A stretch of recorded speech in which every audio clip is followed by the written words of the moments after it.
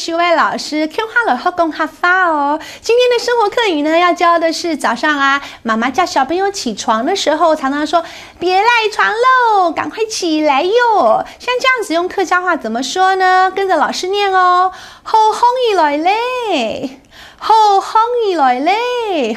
这句话徐伟老师从小听到大，每天妈妈都要费9牛2虎之力把我摇起来。接着妈妈就会说太阳晒屁股啦，但是我的妈妈当然跟我说的是母语客家话咯。妈妈这么说的哟，日头晒死我嘞，日头晒死我嘞。日头就是日头，客家话说的日头就是我们说的太阳的意思。日头，日头，晒就是晒，晒死我，死我就是屁屁晒到你的屁股啦。日头晒死我嘞！再来一次，好风雨来嘞！日头晒死我嘞！对了，学起来哦。爸爸妈妈下次叫小朋友起床的时候，就可以用这2招哦。好风雨来嘞！日头晒死我嘞！再来，还会叮咛说，不要忘了刷牙齿哦。怎么说呢？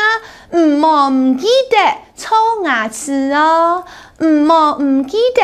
不要忘记了，唔记得冲牙齿哦，刷牙冲牙齿。再来，不要忘了洗脸哦，唔记得洗面哦，洗面洗脸。唔记得带伞哦，不要忘了带伞哦，伞小好刷。唔记得带睡衣哦，睡衣就是 raincoat 雨衣，唔记得带睡衣哦，会了吗？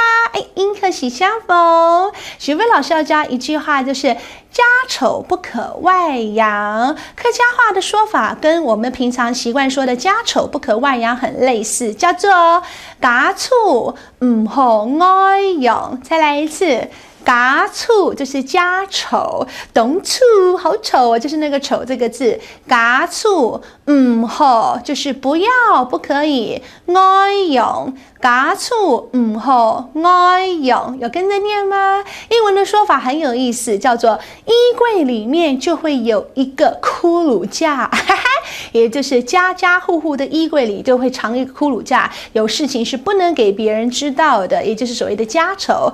A skeleton in the closet. A skeleton in the closet.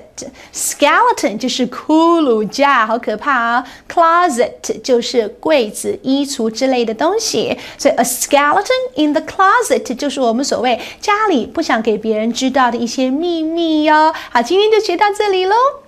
接下来嘴巴借学老师张开来 ，Open your mouth， 跟着念哦。首先第一句咯，不要赖床咯。好风雨来嘞，日头晒死我嘞，唔記得沖牙齒哦，唔記得洗面哦，唔記得帶仔，唔記得帶睡衣哦。今天學到這了，按住聲。